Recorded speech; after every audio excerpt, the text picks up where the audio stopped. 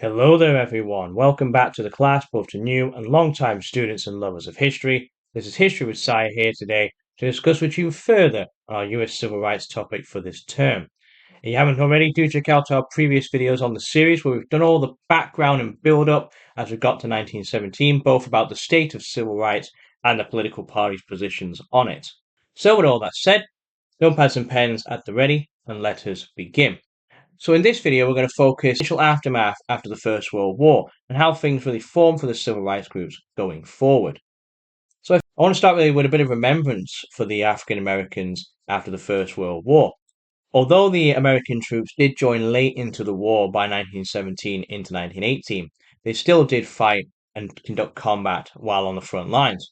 And America, because it was so segregationist, again, because of the policies of Jim Crow and because of what Woodrow Wilson had been doing as president, we actually have entire units of African Americans who served solely segregated. So this literally means that their entire structure, their entire force, all the way from high command right up to below was segregated. There were no whites in these units. And the most famous of these I want to really give a mention to is the 369th Infantry Regiment, colloquially called the Harlem Hellfighters, because as we say, Harlem's a district in New York, and one group that I do want to make note of is the 369th Infantry Regiment. They were colloquially called the Harlem Hellfire because they were an all African American unit who originated from Harlem. Now, why do I want to note this unit? Well, this regiment, they actually fought for a total of 191 days on the front line, and this is the most of any American unit during the war. This is black or white, and they also, as a consequence, suffered the most casualties of 1,500. Now, why do we want to note this? Well, because it really shows the African Americans were doing their bit, not only for the wider world, but also for the American nation. And I also want to really make a note of this gentleman here on the left, Henry Johnson. Now, Henry Johnson was a soldier in the Harlem Hellfighters, and he actually has now posthumously earned the Medal of Honor. Why did he earn this Medal of Honor?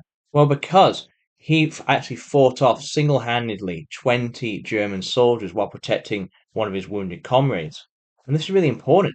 He pulled this off on himself. He knifed them, he shot them, he fought them off as they tried to break through the position and breach the line. And it's only, as I say, 100 years later that he really got his recognition for what he did.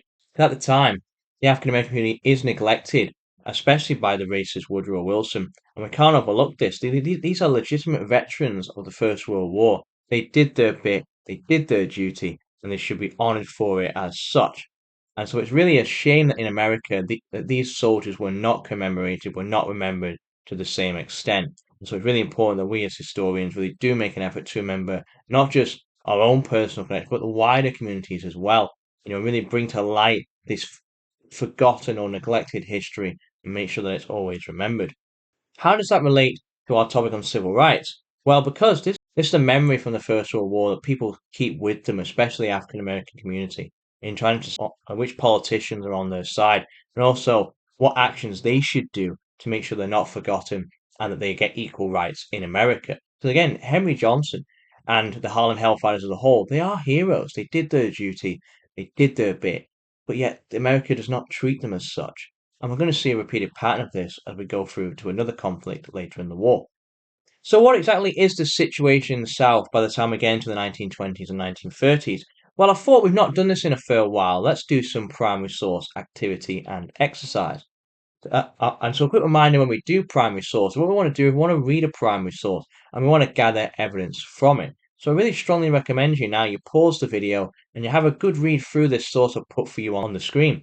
This here is from a white man speaking in 1960, and they're reflecting on their childhood back in the 1930s, 1931, in Atlanta, Georgia, a southern state. So have a read through the source, and as you read through it, focus really what can we learn about the situation of civil rights in America for roughly in the 1920s and 1930s? What does it tell us? This is the child's perspective back in the 1930s. Yes, it's a man reflecting on it decades later, but he was a child at the time. And the third one, what is the position of African Americans and whites in this primary source? What is the general trend for them at this time? Let's have a pause now and have a read through it. Okay, let's bring it together and have a quick go through the source. Again, there's a lot to pick apart here, but one thing I do want to note from it, one of the things we get in the first source right away, is there's clear segregation, as the first line says. This is a young black boy who always had to sit at the back of the bus. So this really touched on the Jim Crow era and laws that we mentioned in a few videos earlier. In that, they had to have segregation, and that, this was on transport, and it didn't just affect the adults. This is affecting children as well, and it's an impact for them. But we also have it, of course, in their wider life. They couldn't buy a soda or a hot dog at the lunch counter, and so we have here a child who is trying to help this black boy, doing what they can, and they try to feed them, try to help them. However, we get we get an interesting thing here. The father is the one who actually stops him playing and actually chastises the boy. Really doesn't want him to do this. He actually must hate on this black boy, despite the white boy wanting to help him. I think that really says a lot about the generational inheritance of racism. The father doesn't explain why. He just believes that the black boy should not have what the whites have. And I think that's very telling in the source. However, it's also interesting to note how it ends. Is that the source mentions that this boy would grow up to become a certain Martin Luther King. That's a name I really want you to, as we go forward in the series, to remember. Martin Luther King's name is going to crop up as time goes on and becomes a very key symbolic figure for the movement as time goes on. So already before I give you any of the deeper context, we can gather something from the primary source.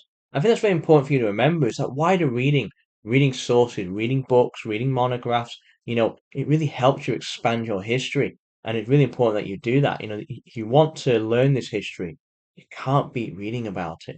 There's only so much, as I say, I can put in these series online.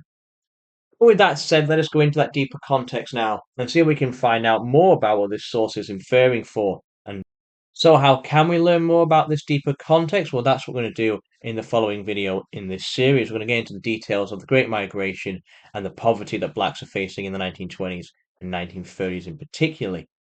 As always, thank you for watching. I hope you found this insightful, found it useful. Again, do join us for the next part of the series. We're going into a bit more detail and, of course, get into the deeper context now. Now we've got that background, got those inferences done, we can now learn about that deep context as a whole. You can also subscribe, as always, as we say. Do check out the further reading as well to expand your knowledge ahead of time if you wish. But as always, thank you for watching. This is History with Sire. Thank you for listening.